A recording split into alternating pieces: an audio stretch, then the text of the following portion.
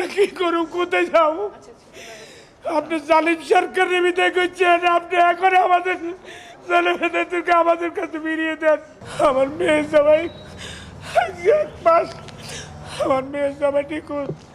এইলো আমার মেয়ে সবাই এদেশের ভিসা, এইলো আমার মেয়ে জামাইয়ের পাসপোর্ট। আরাইন থেকে আবুধাবির পরে আরাইন থেকে আমার মেয়ে জামাইকে বাসার থেকে ফোন করি, আমার যে মেয়ে জামাইকে নিয়ে সিআইডিরা আটক করি, আর কোনো খোঁজ খবর নাই।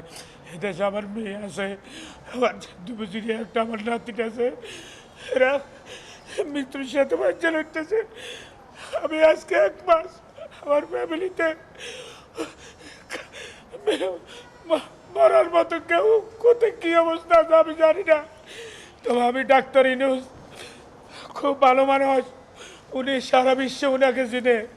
আমি ওনার কাছে সাহায্য করি, ক্ষমা চাচ্ছি। উনি ইচ্ছা, উনি যদি একটি টেলিফোন করে আবুধাবি দুবাইতে, যদি উনি প্রেসিডেন্টের কাছে একটিবার টেলিফোন করে, আমি আশা করি উনি ভালো মানুষ।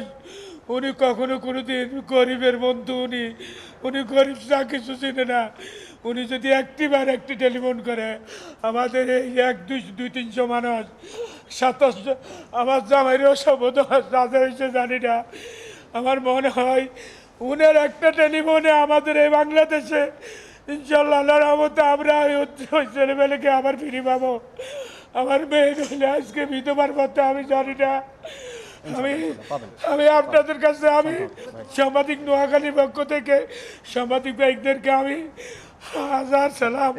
আপনার দয়া করে অন্তত প্রতিটা বিশ্বে জানা আমার এই কথাটা শুনে দেন। আমি ডাক্তার ইউনুস সাহেবের কাছে আমার স্যার, আমি আপনার কাছে আমার দয়া করে বলছি, আমরা কি করব, কোথায় যাও?